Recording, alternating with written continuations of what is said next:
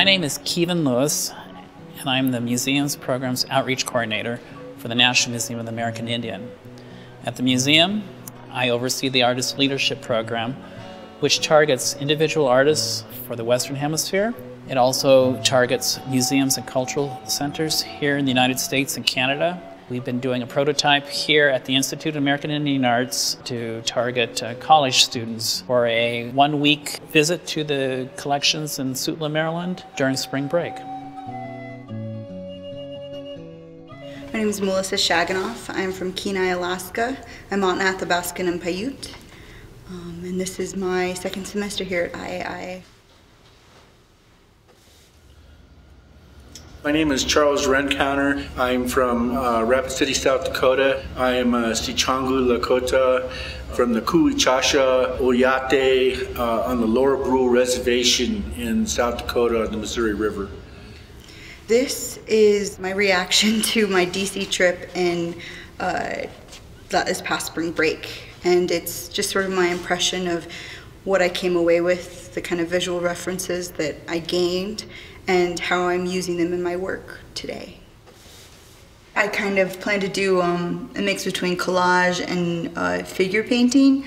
I wanted to leave some parts open, you know, some parts that have a little bit more breadth to them, like they're kind of airy. A lot of the symbols and motifs that I found on the regalia and amulets that I looked at were things that aren't really used back home anymore. And I'm trying to bring them back through my work, which is art. So I'm trying to incorporate them as symbols and motifs in my paintings that I can use to sort of express this sort of cultural heritage that I'm regaining. So I'm kind of doing an abstraction of the quill work that I saw. It was a quill work done on a loom. And they're done in these like long strips, and the quills hang down, and then there's a backing put on them. And it's kind of this lost art. I'm trying to sort of represent that, and eventually I want to learn how to do that. So what I'm doing is I'm creating like a little frame, almost like my own little loom out of string, and then I'm creating the warps back and forth as I wrap around each line, and then I'm weaving a weft through as if it was like the quills. So it's kind of like this representation of the quill work. So after my trip in DC, I spoke to a lot of the individuals at the Smithsonian there on how I think that my work is probably never going to be the same. Seeing these references and these images were really moving because they were part of something that I innately felt were part of me, but I didn't know what they looked like. I just knew them from, you know, stories and, you know, stories around the coffee table, really. And so part of the project for the National Museum of the American Indian is to make a pipe bowl. The chanupa is the pipe bowl. And the part that I'm really excited about is, and that I'm focusing maybe a little more on, is the calumet, which is kind of like the stem. And so I think the calumet started out as an arrow, and then it became, started out as maybe a weapon or an arrow, and then it evolved into this staff that was decorated with quills and beads and cloth and different things.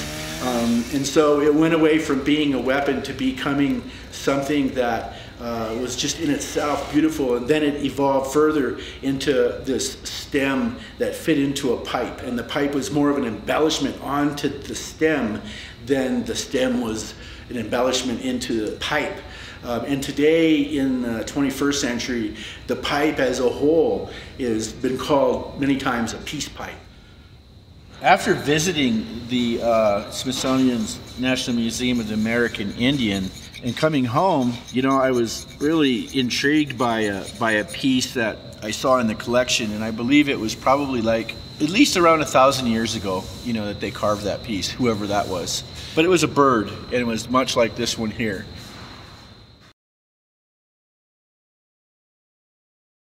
Today, we have with us two nationally recognized student artists from this nationally recognized place of learning, the Institute of American Indian Arts.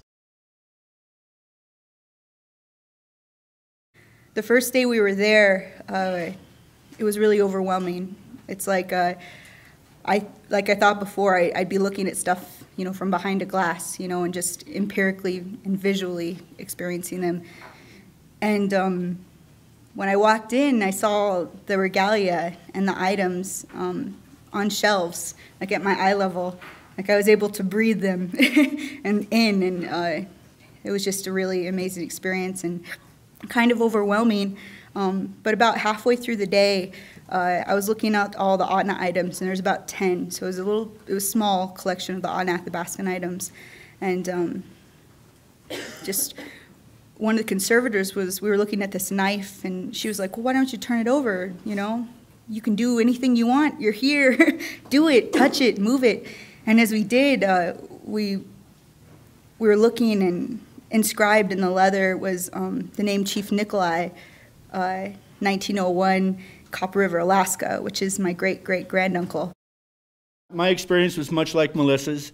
I think I explained to you the amount of welcome that they bestowed upon us when we were there.